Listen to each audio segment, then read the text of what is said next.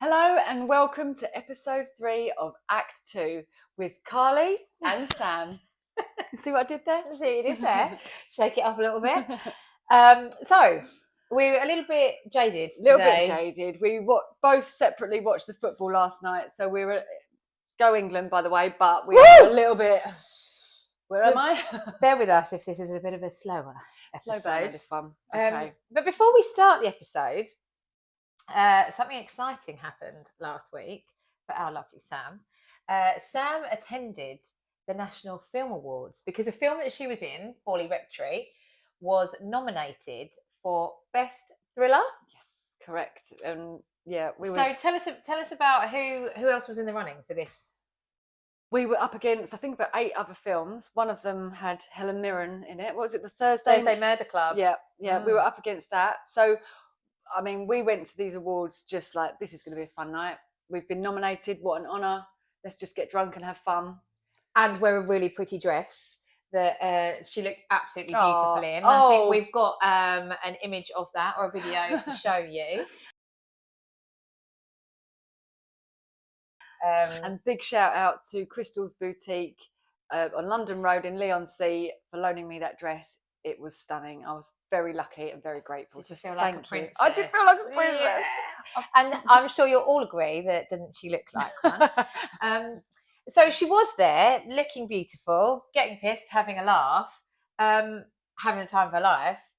And then the nominations were announced and the winner was announced. And who was the winner, Sam? Well, let's show you. The Best Thriller 2026, the National Film Award, goes to Borley Rectory. Anyone else would have to? I just want half the award. That's all. Can I take it home? Is it mine? Yeah!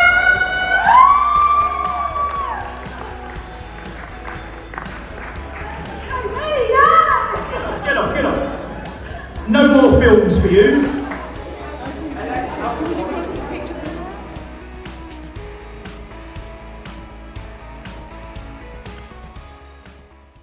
So, wow! Borley Rectory won Best Thriller in the National Film Awards. What an amazing achievement, Sam. How do you feel? Oh my God, it was so shocking. I know everyone says that. Oh, we didn't expect to win, but we really did it. Like, no way, not in a million years. So when we won, we all just went mental. We went mental, and then I deservedly so. I ran up onto the stage and was like, ah! Honestly, I wanted to do a knee slide. I was so like, I won. We've won, not I. I did grab the award and go, my award! Did you? Genuinely. Did you? Genuinely. She did. I was so drunk. Anyone that knows Sam would know that, of course she did. Of course I did go, my award. And to the point where the director took it off my hands and said, no more films for you. He didn't mean that. He didn't. No, better not have. It was funny, but yeah, the most incredible night, and I'll be dining off that for a little while, to say the least. So well done. Thank you. And so if you haven't seen it, try and find it. Borley Rectory: The Awakening. It's on YouTube and it's on most of the platforms, streaming platforms, Amazon Prime, and whatnot. So yeah, and it's an award-winning film. So it's worth a watch. So well done, Sam. Thank you very much. Cheers. Cheers. That's not alcohol. Okay, good. So that leads into this week's topic, and that is, do actors need validation? So questions that came to mind were, is applause addictive? What do you think, Carly? I think actors absolutely need validation.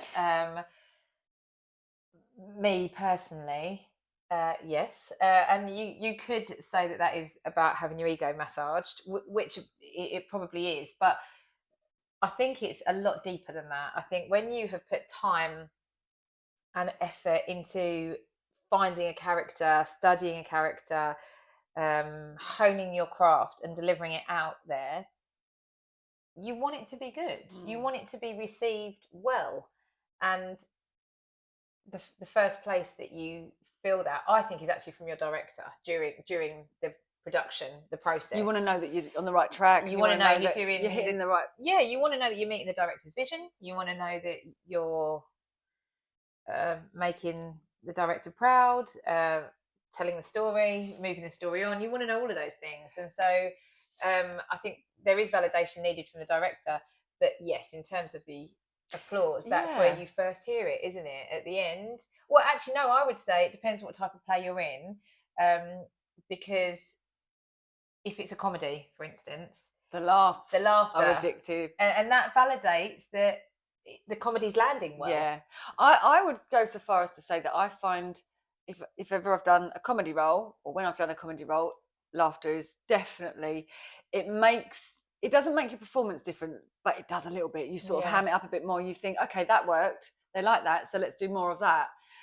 Applause. I mean, let's be extreme here. If I did a show and at the end they didn't clap, I would be mortified. But I get my feeling from finding my character on stage. You know, where suddenly it all clicks into place, and you're like, I feel it. This I've is got it. Yeah, and then you're like, shut up. Yeah. But for me, and I know it sounds very strange, but it's a literal bell that goes off. It's a literal ding. It's like an actual noise where something like a chime. It is. It's like a bell noise that goes, and it overwhelms me, and I'm in character, and I feel when you feel that you've got it, you hit it. You find that I'm in character, and you don't want to listen to that voice too much because that drags you out of character. I suppose it's like meditation when they say clear your mind. You can't clear your mind, but every now and then you go, oh, my mind was clear then, and then you go, no, stop. Keep it. Yeah. It's like that, but it's like a little like ding. It's just very strange. I don't know what it is, but so I look for that when I perform, not the applause itself. Yeah. Saying that, if I didn't get the applause, I would be mortified because. Yeah, but I hear what you're saying. It's not necessarily addictive. It's what lets you know that you've done a good job. Yeah. It's not that you're addicted to that applause. No. It's that actually at the end you just want to know that. I guess it's like if a restaurant. If you're a chef, you want to know if your plate comes back clear, you know that they like that. Yeah. If it didn't, then you're like, oh, they're sending that back. Yeah, I think it's like any job, any validation. You know, when I take a bow at the end, I'm always emotional because I've just done whatever. So hearing the applause is like, oh, I'm amazing. But they're never not going to clap. No. When you're in a play, but it can be different, can't it? Yeah. It can be a clap where it's an appreciation. Yeah. Or it can be a clap that is, you can tell, like if there's woos and stuff like that. Yeah. And I wouldn't say that it's addictive. I'm not addicted to that noise. Yeah. But does it do something to you? Of course it does. You Yeah. feel absolutely valid. I feel if that happens, when the applause happens or the wooing happens, I feel validated or I feel like my job that I'm doing has been appreciated. And I feel like it's more the reactions during the performance. Though. Like I say about laughter, you know, if your goal is to make the audience laugh and they laugh, I feel like that's addictive. And I wonder if, you know, you've got a sad part and you know that you're affecting the audience. Maybe if you're making them sad, maybe if you make someone cry, that it's could difficult be to know that during the actual. It is. It's only afterwards. But sometimes you can feel the audience, can't you? Sometimes you know this silence is special. I've got them. Yeah, I've got them. Or you can that's hear addictive. Gasps. Sometimes. Hear it or feel reactions, especially when like Betty and Joan, when we're practically in the audience, you know when you've got them, you can just feel it, and that I think is addictive. So not applause, no. I massively appreciate and love applause, but I don't think it's addictive. But audience reaction in general, yes, I'm going to say it is. I would agree. So do you think there's a difference between enjoying recognition and relying on it? Yeah, I do think there's a difference. Yeah, there's a healthy balance, isn't there? Yeah, I think if you're enjoying it, that is the healthy approach. Yeah. If you're relying on it, I think that could end up being detrimental. Yeah, then you're doing it for the audience, purely for the. There's have you read the Matthew Perry autobiography? Oh no, but I'd love to. Yeah, it's really good. Perry. Yeah, he's amazing. But I think his struggles or demons, or whatever, were the whole addicted to the laughter thing. He had to have the last laugh. He had to be have the funny guy. and he said he needed that. Yeah. And but if he wasn't making somebody laugh, I think I've seen him talk about this in a documentary, that to go with what you're saying about relying on it, he didn't have the ability within himself to acknowledge that that was still funny, or I am funny, or I'm a good comedy actor, if there weren't the laughs. Yeah, because he said it would devastate him Yeah. if people didn't laugh at his jokes. And that's what I mean about it not where the being a balance healthy tips. Yeah, mindset. If you can only rate your performance based on the audience's view. Well, that's it. I mean, like I say, the times when I think I've done well, I'm addicted to the feeling of being in character, or just performing in general. Yeah. If I'm only left with okay reviews, I'd definitely still go.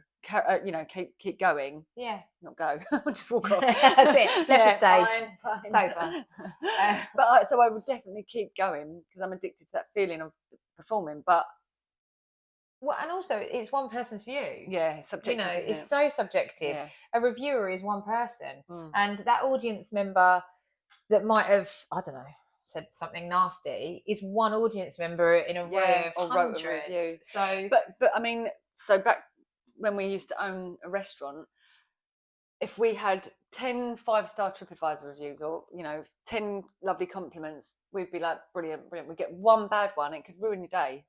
Yeah, it's interesting, isn't it? Why does the negative outweigh the positive? The criticism hits harder, and I think stays longer. Maybe because people find it could be less genuine with a compliment. Is that something? I think you've hit something there. Is that you can almost have a compliment and not necessarily believe it because people are just being nice. Yeah. Whereas, why would somebody go out of their way to give you a criticism if they didn't mean it? So people can be horrible, but that's, really, you expect it less. So when you get it, it's like, oh, you meant that. You take it hard, yeah, maybe. And it's interesting because they say you can remember you remember the criticisms, but you forget the compliments. I remember the compliments. Write them all down, frame them. We all need a little bit of Sam's confidence, I think. To have a little bit of Sam's confidence would to be in Sam, to think the way Sam thinks for a day would be an absolute gift. La la la la la la. Don't know what I'm doing. I love that you write them down. I don't know. I'm good at now though. Right, frame them. From this point forward, we're going to keep a list so that everyone can see our compliment. Oh my God, can you imagine? Can you imagine the cringe? Can you remember them then? Can you remember what's the best compliment you've had in terms of performing? Right, okay. It doesn't sound like a compliment, but probably wasn't. Sam, to win her confidence, has made it one. No, it's a real compliment if ever, and it's not happened much, but if ever I'm recognised, that's a compliment for me. That means I've someone's seen you in something. Yeah, I got your attention enough for you to remember me. Yeah.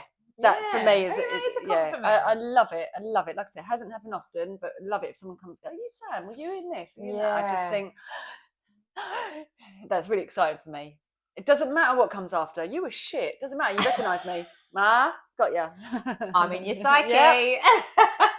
That's it. What about you? What is the best compliment I've had? I think one that stayed with me was when somebody, and I do know them, and I think compliments, it depends who they are. Yeah, of course. Yeah. Sometimes I think compliments mean more from people that you don't know. Yeah. But so I do know this person, but I kind of respect him that I don't think he wouldn't have said it if he didn't mean it, and told me that he thought I was a tour de force in something that he saw me in duet. Duet, of course. Weren't both, but yeah, that's powerful. And yeah, that stayed. That moved me. That choked me. Oh, yeah. Was it who it was or what they said, or both? No, what they said. Yeah. I think what they said. And Tour de force. Yeah. I would have gone Tour de France. What I about? don't cycle. Yeah, yeah, you're watching the wrong thing, mate. What about criticism? Can you remember, or is that not a good thing to put on here? Right, okay. I don't know. As much as I just said that you kind of remember them, I think I try not to in the acting world. Oh, okay, I've got one, and it is not a problem at all. But if a review gets written and I don't get a mention, oh yeah, that stings, that one. yeah. Except for I remember when I did the Edinburgh Festival and we got slated, even though we had an audience every day, which is really different. Like in the Edinburgh Festival, when you're an unknown entity, that's quite a big deal. We didn't, we sold well, we made a profit, we did well. But most people are unknown. It was one person, one review, but we got slated. But I wasn't mentioned, and so in that particular situation, I took that as a compliment. You absolutely should. I was like, okay, yeah. Yeah. If he wanted to have a little rant, but you didn't get mentioned. I didn't get mentioned, so I was like, I'm taking that as a yeah. compliment. But in other sometimes you've got to play opposites. Yeah, yeah. In other reviews, if it's a good one and you're not mentioned, it's tough. Yeah, and I don't think so far in my career there's been any nasty But there is. I remember another time, and this wasn't about my acting, but I didn't get cast in something. Oh yeah. And not being right for the part isn't an insult, though. No, but when I did take it as a criticism when I got told the reason why I didn't get cast was because of the way I looked, and that's hard as a woman, I think, to be told that you're not thin enough. You're not. I think I was actually told I was too round. Too round. And I think that actually I took that as a criticism because it's the business, it's the way it goes. It does really matter about the way you look, but it feels unfair that I can't show you. I could be good in that role, and you're not going to give me the opportunity to be good in that role because of how I look. That was hard. But would it have been easier if they said you weren't quite good enough for this, so we've given it to so and so, or would you have preferred? You're just not the vision I had. Not the vision I had. It's easier. Yeah. But saying actually pinpointing you're too round, which you are not round at all, so that would have been a little bit, but that would have been very confusing. I wonder if they regret. It's making me breathe in now. Look. Look at that. But it's a tough world. It is a tough world out there, and you have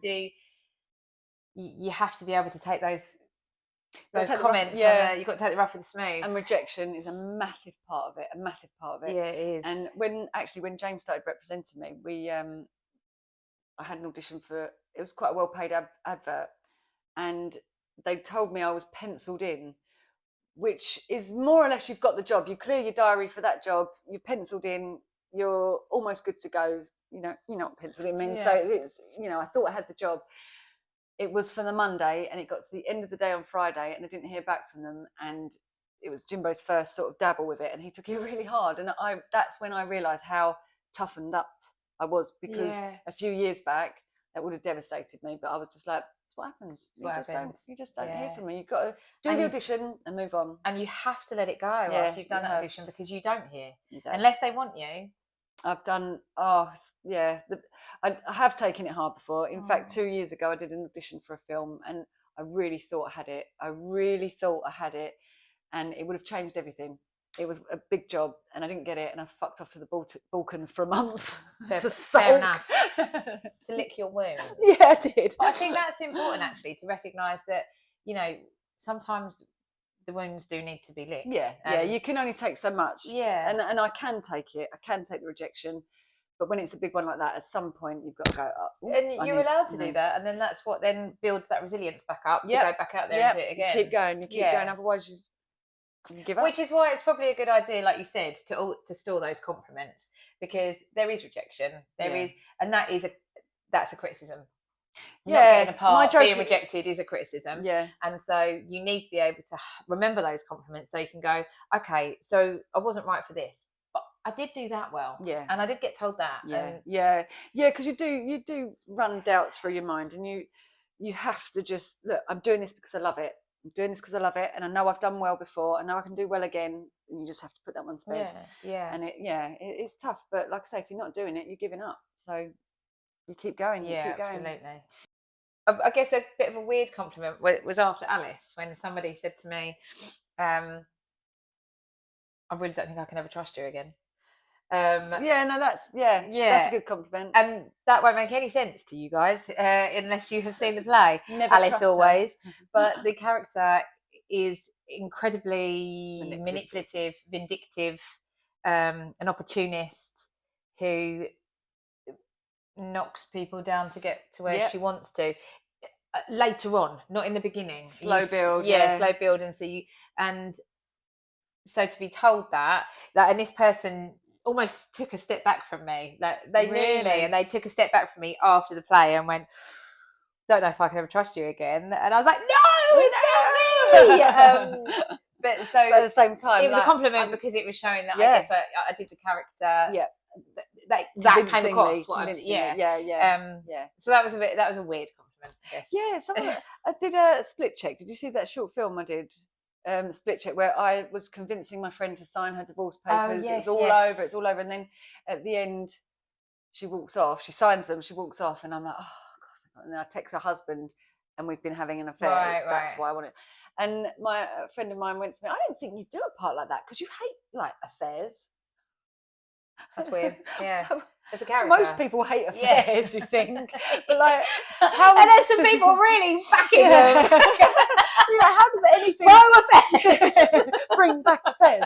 But like, how does anything get shot if you just do what you believe in? It is funny that kind of viewpoint that you wouldn't take a role because it's against what your morals. I actually find that I could play something like a real animal abuser or something like that because I'm such a lover of animals. But also I think that's why I loved playing Frances in just Alice, do the opposite. Playing somebody that is different to you is such a challenge, but it's so exciting. It's a buzz. And it's a buzz. Yeah. Or I'd love to play like a real dark psychopath. Yeah, you know, me too. when you get a role that's like your mum, play yourself, be natural. It's great. It's lovely. But I want gritty depth. Yeah, same. Gritty depth. Absolutely. Okay. Yeah. So next question: what counts as success? And this can be open to anyone, not just actors. Carly, what counts as success for you? Gosh, that is a question. And the first thing that comes to mind, actually, when you just said that, is being happy. So 100%. Getting paid and being happy. Yeah. That to me, because I've done loads and loads of jobs. Badly paid jobs, well paid jobs. If it's not acting, it's not what I want to do. Yeah. And I know it's a bit black and white, but so therefore it's not making you happy. So it doesn't matter about the money. But to be happy working, because you spend a lot of time working. Yeah. A hell of a lot of time working. You want that to be something you're passionate about and getting paid well for it. That's the goal for me. Yeah. I mean, I wouldn't say having loads of money, in my opinion, doesn't equal success. No. I think you can be a success and be successful without having loads of money. To be successful in your field, though, but to be successful in your field. So to earn lots of money from what you do and what you love doing. To have regular work. Yeah. Like, you know, and I don't think there's anything wrong with wanting to earn a lot of money. No, but no, there isn't. It's not one or the other, though. It's not like, if I wanted to earn a lot of money, I would have gone into banking or that's something. What I mean. Yeah. It's not pinning success equals that amount of money at the end of the day. I would rather, for me, if I had to choose one or the other, it would be happiness. Yeah. Well, so that's it. Doing what makes me happy, for me, is a bigger success than doing something that earns an absolute, fortune. But it means that I'm a bit meh. I think I've proven that as well over the years. There's been a lot of times when I've been out of work because I'm just solely acting and been piss poor because I'm focused on my acting. So I feel like I've made the sacrifices. I'm ready now for the money. She's ready. I'm ready now. Make a living out of acting. A lot of money, but make a big living out of acting. Yeah, we want the big bucks. Show some movie star. Show some movie star. So I hope you enjoyed the episode today. Join us next week where we will be discussing characters and all of the layers that comes with that. Ones that favourite characters, challenging characters.